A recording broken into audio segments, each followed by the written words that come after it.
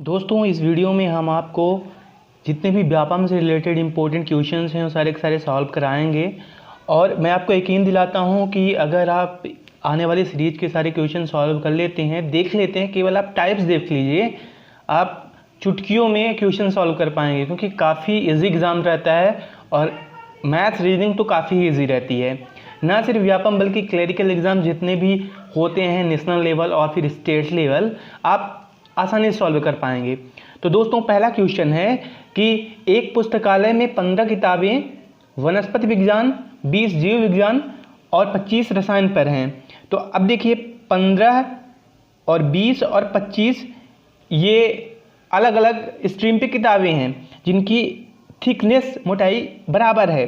तो अब दोस्तों आप इन सबको जोड़ लेंगे, मतलब इन्हें जैसे काम और आदमी वाला रेशियो लगा के करते हैं उसी टाइप का कर लेंगे।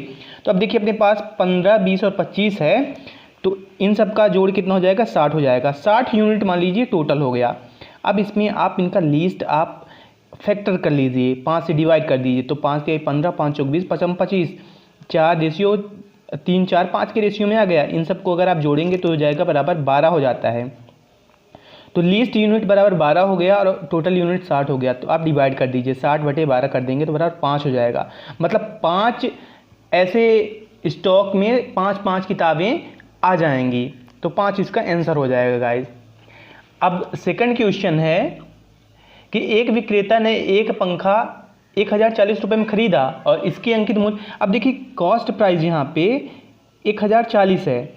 तो अपना फार्मूला होता है, ये काफ़ी इंपॉर्टेंट फार्मूला है गाइस, आपको इसे याद रखना है। CP बराबर मतलब कॉस्ट प्राइस बराबर 100 इंटू SP सेलिंग प्राइस बटे होता है 100 प्लस माइनस यहाँ पे रेट। अगर लॉस है तो आप घटा देंगे, अगर बेनिफिट है तो आप जोड़ देंगे।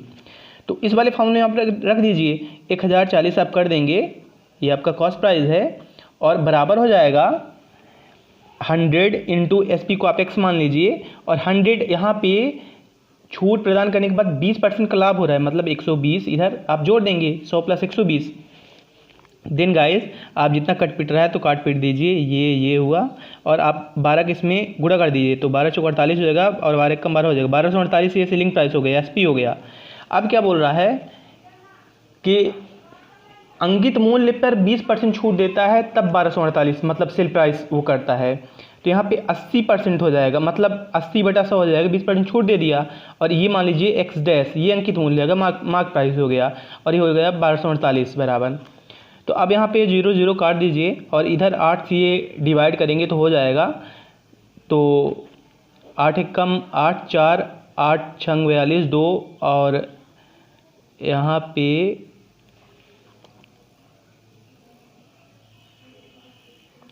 गाइस ये अगर 8 से नहीं कट रहा तो हम इसे 8 से नहीं काटते, 80/100 करते हैं, 1248 करते हैं, यहाँ पे X ही रहने देते हैं, ये 0 0 गया, और 4 से काट लेते हैं पहले, और ये 5 हो जाएगा, और यहाँ पे 4 से इधर काट दो, 4 × 12 4 कम 4, और 4 दूनी 8। अब यहाँ पे आप 5 का 312 में एक गुणा कर दो तो ये हो जाएगा 12 पंजे 60, और ये 5 से 15, मतलब 1560 आंसर आ जाएगा, मतलब मार्क प्राइस इसका 1560 था। अब गाइस अपना तीसरा क्वेश्चन हो गया कि एक संख्या है, आप ये संख्या देख पा रहे होंगे स्क्रीन पे, तो ये है 0.58555, ये जैसा भी है। तो गाइस अगर कोई भी संख्या 0 पॉइंट करके ऐसे रहे, या फिर अगर मान लीजिए 2 भी है तो हम इसे 0.2 है तो हम इसे 2/10 लिख सकते हैं। तो मतलब एक परिमेय संख्या है जिसका एक डिफिनेशन ही होता है। अब चौथा क्वेश्चन है गाइस, एक कक्षा में 11 विद्यार्थियों द्वारा प्राप्त अंक 25, 6, 15, 8, 22 जितना भी आप ये देख रहे हैं ये ऐसा है। तो इसकी माध्यिका आप निकालिए। तो दोस्तों आप देखिए 11 है, अब माध्यिका में क्या हो जाता है ना कि जो मीडियन है इसका फॉर्मूला रहता है बड़ा सिंपल है। अगर मान लीजिए कि नंबर ओड है, मतलब 9 है, 11 है, ऐसा है कुछ, तो आपको इधर और इधर बराबर का जो बीच का है वही उसका आंसर हो जाता है। लेकिन अगर मान लीजिए कि इवन है, मतलब 1 2 3 4 हो गया, तो यहाँ पे 2 + 3 का जोड़ बटा 2 हो जाता है। तो लेकिन यहाँ पे क्या है, इवन है। आपको एक बात ध्यान रखना है, आपको आरोही क्रम में अवरोही क्रम में लिखना है ताकि आंसर सही आए। तो यहाँ पे आरोही अवरोही में अगर आप लिखेंगे, जमाएंगे, तो यहाँ पे बीच पे आपका आ जाएगा 16, तो आपका 16 आंसर आ जाएगा। आप ये करके देखिएगा। अब अगला क्वेश्चन है, 5वां क्वेश्चन है कि 3 बेलनों की ऊंचाई का अनुपात 3, 4, 5 है और ऊंचाइयों के 48 है। गाइस बहुत सिंपल है, अगर 3, 4, 5 रेशियो पे दिया है तो आप इन 3x, 4x, 5x मान के 5, 4, 9, 3, 12 x बराबर 48 हो गया और x बराबर हो जाएगा 12 चौक 48 हो जाएगा, 4 हो जाएगा। तो यहाँ पे जो सबसे ऊंचा है तो 5x वाला है, तो यहाँ पे 5 चौक कर देंगे, 5 चौक 20 हो जाएगा, 20 आंसर आ जाएगा। आप देख पा रहे हो कितना सिंपल है गाइज। आगे आने वाले जितने भी क्वेश्चन है, जितने भी सीरीज हैं, मैं सभी कवर करूँगा। अगला क्वेश्चन है कि दिए गए अनुक्रम में अगला पद ज्ञात करना है। अब यहाँ पे अपन अगला पद ज्ञात करेंगे और यहाँ पे है 7, 49 और 343। देन अगला क्या, तो यहाँ पे दोस्तों ये जो 7 का स्क्वायर है इतना है, इसमें अगर आप 7 का गुणा करेंगे तो इतना आएगा, तो इसमें भी आप 7 का गुणा कर दीजिए तो हो जाएगा आपका 2401। यही आंसर आ गया। अगला क्वेश्चन है कि 74, 88 का हमें घनमूल ज्ञात करना है। तो 74, 88 का ज्ञात करना है, तो लास्ट में देखिए घनमूल में क्या हो जाएगा ना कि 2 का अगर आप करेंगे 2 दूनी 4, दूनी 8 हो जाएगा, 2 हो जाता है। ऐसे आप करके देख लेंगे तो लास्ट में 2 हो जाएगा। आप जो ये है तो आपको इधर के देखना है और इधर आपको देखना है कि मैक्सिमम किसका स्क्वायर आ रहा है। तो 8, 8, 64 आता है, मतलब यहाँ पे आपको क्यूब करके देखना है। तो 3 त्रिका 9 और 9 त्रिक 27 हो जाता है। इसी तरह से अगर 4 करेंगे, 4 चौक 16 चौको 64 हो जाएगा। तो और अगर 5 का करेंगे, 5 25, 5 125 हो जाएगा। मतलब यहाँ का अगर आप देखेंगे तो घनमूल आपका 4 हो जाएगा, मतलब 4, 2, 42 आपका आंसर आ जाएगा। तो दोस्तों कितना सरल है, कितना ईजी, आप ये देख ही पाएंगे। अब चलिए अगला देखते हैं। एक 4 अंकों वाली संख्या 70x2 है, मतलब कुछ इस टाइप का दिया है, मतलब 70x और 2 है। तो वहाँ पे x का संभावित मान क्या होगा अगर यह 9 का गुणज है, मतलब 9 से डिवाइड पूरा हो जा रहा है। दोस्तों आप यहाँ पे वैल्यूज़ रख के देखिए। अब आपको करना क्या है, आपको सबसे पहले करना यह है 9 7 63 हो जाता है ना। तो अब यहाँ पे आपको ये 9 7 अगर 63 आ गया तो यहाँ पे रिमेन कितना हो रहा है, 7 बच रहा है। तो आपको 70 न मान के आप यहाँ के 7x और 2 मानना है। अब ये इतना इजी हो गया है। अब आप यहाँ पे 0 अगर रखेंगे और 9 रखेंगे तो आप इसे सॉल्व करेंगे, देखेंगे आसानी से डिवाइड हो जाते हैं, मतलब आपका 0 और 9 आंसर आ गया। हमारा अगला क्वेश्चन है कि भागफल का 6 गुना है। आप क्वेश्चन देख पाएंगे तो यहाँ पे जो आपकी वैल्यूज इधर रहेंगी, इसे बोलते हैं भाजक, इसे बोलते हैं भाज, इसे भागफल। जो यहाँ रहता है शेषफल रहता है। तो ये 12 दिया है। अब देखिए हमें इसका वैल्यू याद करना है। मान लीजिए हम इसे z मान लेते हैं। तो अब आपका जो ये z है, z बराबर है, अब जो आपका भाजक है, ये भाजक भागफल का 6 गुना है, इसका 6 गुना है। तो इसे मान लीजिए आप x मान लीजिए, और शेषफल का ये 4 गुना है, तो ये शेषफल का 4 गुना हो गया। और अगर भाजक आपके ये जो भागफल है इसका 6 गुना है तो ये 6x हो जाएगा, लेकिन शेषफल का 4 गुना है। तो जो आपका भाजक है तो 12 गुणे 4 हो जाएगा, मतलब 4 गुना, तो 12 चौक 48 हो गया। तो आपको ये भागफल है ये 6x है, तो बराबर हो जाएगा, मतलब आपका x है तो हमें ये 6x बराबर अगर 48 है तो हमें x की वैल्यू याद करनी है। तो यहाँ पे हो जाएगा 8 छंग 48, तो ये 8 हो गया, ये 48 हो गया और ये 12 हो गया। अब आपकी वैल्यू क्या रहती है भाज्य याद करने की, तो भाज्य याद करने की z बराबर हो जाएगा आपका यहाँ पे, ये आपका रहता है भाजक 48 गुणा आपका भागफल 6x, जो कि बराबर है आपका 8 के प्लस 12। तो 48 गुणा 8 प्लस 12 अगर आप सॉल्व करेंगे तो गाइस ये आपका आंसर आ जाएगा 396। तो ये आपका आंसर आ गया। इसी तरह से गाइस अपना अगला क्वेश्चन है कि 20 और 45 के महत्तम समावर्तक को, अब महत्तम हाईएस्ट कॉमन फैक्टर अगर किसी का पूछ रहा है दोस्तों, तो आपको 20 और 45 का हाईएस्ट कॉमन फैक्टर क्या हो जाएगा। तो हाईएस्ट कॉमन फैक्टर वो होता है, वो सबसे बड़ी संख्या जो दोनों को डिवाइड कर ले। तो दोस्तों यहाँ पे ये दोनों को 5 चौक 20 करेगी और 5 9 45 करेगी, मतलब 5 सबसे बड़ा है तो यहाँ पे दे रहा है 2n+1 से व्यक्त किया जाता है बराबर ये है 5, मतलब इसका जो महत्तम समावर्तक है ये इससे व्यक्त किया जा रहा है। तो n की हमें वैल्यू ज्ञात करनी है। तो यहाँ पे अगर आप इसे सॉल्व करेंगे तो 2n बराबर इधर 4 हो जाएगा, इधर एक जगह घट जाएगा तो n बराबर 2 आ जाएगा, और यही आपका 2 आंसर है गाइज।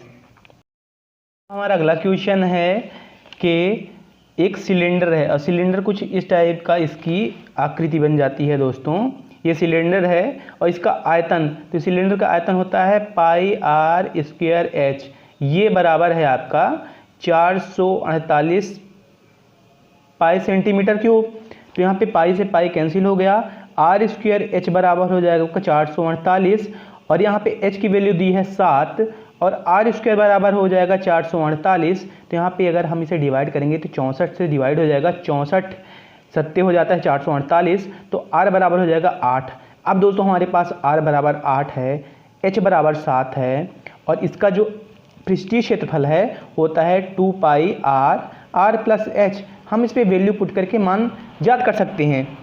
तो 2πr, यहाँ पे r की जगह पे क्या कर देंगे अपन 8 रख देंगे, और यहाँ पे हम 22/7 नहीं लिख रहे हैं क्योंकि आंसर में आप देखिए ऑप्शन में पाई है, और यहाँ पे r+h 8 7 15 हो जाएगा। अब ये 15 दूना 30 हो गया और गुणे 8 हो गया, 8 3 24, 240 पाई आंसर आ गया इसका पृष्ठीय क्षेत्रफल। अब दोस्तों अपने पास अगला है कि अपन को सॉल्व करना है। आप क्वेश्चन देखिए 2.73/1.3।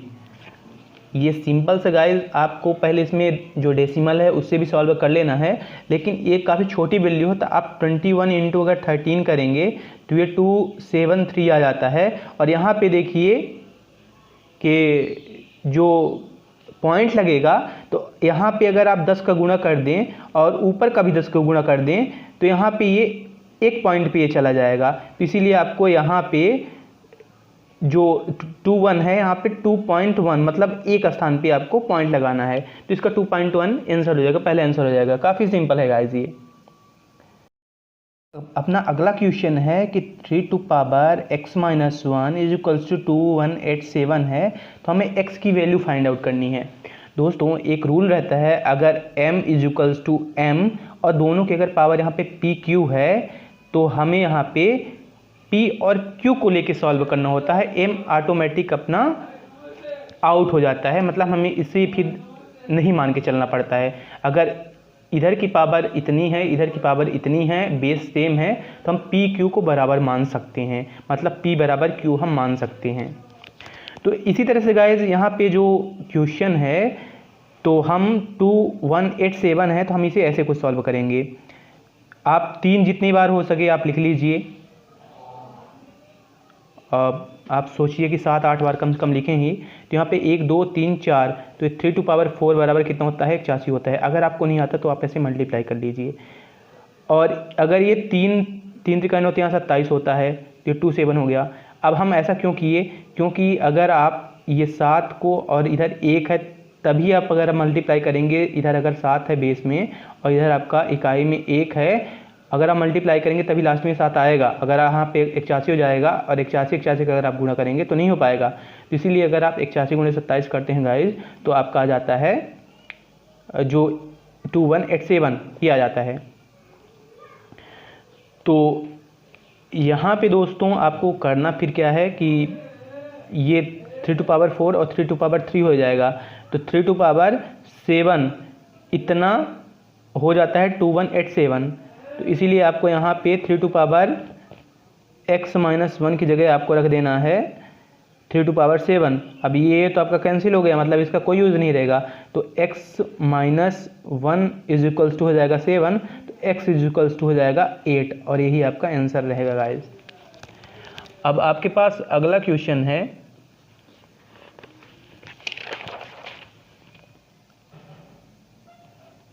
कि आप क्वेश्चन देखिए कि ए बी सी के पास 550 रुपये है। अब a + b + c = 550, 550 है। ए बी को एक साथ, a + b को एक साथ 7/10 11वें भाग को करना है। तो सी को कितना करना होगा। गाइज अगर मान लीजिए कोई क्वेश्चन ऐसा आता है ना, तो 7/11 में, तो मतलब कोई भी कार्य रहेगा, ये मान लीजिए 11वें अगर लिखा है तो ये बराबर हो जाएगा इतना यूनिट, और टोटल यूनिट अगर कोई होता है तो मैक्सिमम 1 यूनिट ही माना जाता है। तो यहाँ पे 7/11 में अगर ये 2 करते हैं तो अकेला सी कितना करेगा, अकेला सी करेगा 1 माइनस, और ये 7/11 कर दीजिए। अब ये हो जाएगा 11/11 4/11, तो सी अकेले करेगा 4/11। तो यहाँ पे कर दीजिए 4/11 गुणे 550, जो टोटल रुपए है वो इतना, तो 11×5 = 55 हो जाएगा, 5 × 20, तो ये बराबर 200 आंसर आ जाएगा। ये काफ़ी ईजी रहता है गाइस। किसी में अगर आपको इतना भागवा बोले तो आपको घबराना नहीं है, जो अगला जो बचेगा तो 1 से माइनस होके ही वो काम करेगा। ये लाइक प्रोबेबिलिटी है कि किसी की प्रायिकता 1 से ज़्यादा नहीं होगी। अभी दोस्तों ये काफ़ी इम्पोर्टेंट और काफ़ी मज़ेदार एक क्वेश्चन है अगला जो आप देख पा रहे हैं। इस पर मैंने एक ट्रिक भी बनाई थी कि किस तरह से आप बिना सॉल्व किए इसका आंसर ला लेते हैं। तो यहाँ पे दोस्तों x³ है, x³ minus 8x² plus 9x plus 18। दोस्तों मैंने इसकी लिंक डिस्क्रिप्शन बॉक्स में दे दी है, किस तरह से इसको सॉल्व करते हैं इजी से। तो आपको इसको इधर का फैक्टर कर लेना होता है, और जैसा मैंने बताया था तो आपको यहाँ पे सीधा आंसर पे जाना है, आंसर पे जाके सॉल्व कर लेना है गाइज। अब यहाँ पे देखिए x-3, अगर हम डायरेक्ट आंसर की बात करें x-3 x+1 और x-6, इस पे जाके अगर हम सॉल्व करते हैं तो यहाँ पे देखिए जो बड़ा साइन है ये, क्योंकि अगर ऐड होने के बाद माइनस ही आना चाहिए, तो इसीलिए -6 3 9 और +1 करेंगे तो -8 आ जाएगा ऐसा। और मैंने वो वाली मेथड में क्या बताया था वो मैं लिंक डिस्क्रिप्शन बॉक्स में दिया हूँ, आप वहाँ से जाके देख लेंगे कितना ईजी से ऐसे क्वेश्चन सॉल्व कर लेते हैं। तो ये डायरेक्ट आप देख के आंसर इसका लगा पाएंगे। अब अगला है 16th नंबर। अपने पास अगला क्वेश्चन है कि 7.98 × 7.98 मतलब a² देख के समझ जाना है। 2.02 × 2.02 है। अब यहाँ पे बाय 5.96 है, तो अब आपको यहाँ पे लगाना है a² - b² वाला फार्मूला, तो a + b और a - b ऐसा कर लेंगे। अब आपको यहाँ पे ज़्यादा लिखना नहीं है, आप सीधा इसमें एक बार जोड़िए, एक बार इससे घटाइए। तो अगर आप घटाएंगे तो 5.96 आ जाएगा, ये a - b हो गया, और a + b आपका आ जाएगा 10। अगर 7.98 में 2.02 जोड़ेंगे तो यहाँ पे 10 आ जाएगा, और नीचे है 5.96, ये कैंसिल, 10 आंसर आ गया। ये काफ़ी ईजी रहते हैं। अब यहाँ पे अगला है क्वेश्चन कि भूमि के एक आयताकार टुकड़े, अगर ऐसा कभी क्वेश्चन है तो आपको सीधा एक आयत बना लेना है, अपने सॉल्व हो जाएगा, कुछ ज़्यादा आपको करना नहीं होगा। यहाँ पे इसका टोटल क्षेत्रफल, अब आयत का क्षेत्रफल अगर मान लीजिए ए बी है तो a × b बराबर हो जाता है, तो यहाँ पे 1600 मीटर स्क्वायर है। और मैदान की लंबाई, तो यहाँ पे मैदान की लंबाई मतलब a बराबर आपका है 80 मीटर, और टोटल प्रति मीटर का खर्चा आता है 120। तो यहाँ पे जो a है यहाँ पे आप 80 लिख दीजिए, गुणे b बराबर 1600 मीटर है, तो ये देखिए 8 दूनी 16 मतलब ये 20 आ जाएगा। ये आपका b की वैल्यू आ गई। तो यहाँ पे पूछ रहा है कि मैदान में बाड़ में लगाने की लागत क्या होगी, तो यहाँ पे इसका आपको परिमाप ज्ञात करना है, क्योंकि अभी इसका क्षेत्रफल था, अब आपको इसका परिमाप निकालना है। तो परिमाप हो जाता है 2a + b। तो अब ये होता कैसे 2a + b, इधर का भी a हो गया, इधर का भी b हो गया, तो ये 2a और 2b हो गया। तो 2a + b, अगर आप a + b है तो a आपका 80 है और b आपका 20 है, 80 20 100 हो गया, गुणे 2 कर देंगे, 200 हो गया। 200 आपका टोटल हो गया इसका क्षेत्रफल, गुणे 120 कर देंगे। अब 120 आपका प्रति वर्ग स्क्वायर का एक मिनिमम यूनिट है। अब 12 दूनी 24 हो गया, और इधर 3 जीरो आप लगा दीजिए, मतलब 24,000 आंसर हो जाएगा। तो दोस्तों अगली वीडियो में आपको और भी सारे क्वेश्चन सॉल्व करूंगा एंड ट्रिक्स बताऊंगा। ये पहला पार्ट था, और आगे आने वाली वीडियोज़ में आपको वीडियोज़ ऐसी लाता रहूँगा। और मेरी मैथ्स की प्लेलिस्ट है, उसमें मैंने कुछ ट्रिक्स भी दिए हैं, क्यूबिक इक्वेशंस कैसे सॉल्व करते हो, काफ़ी अच्छा एक ट्रिक मैंने बताया है, आप वो भी देखिएगा। और व्यापम पीईबी या फिर इससे रिलेटेड कोई भी क्लरिकल एग्जाम आता है, मेरा दावा है आप 100% आसानी सॉल्व करेंगे। तो आप हमारे साथ बने रहिएगा। Thanks lot guys.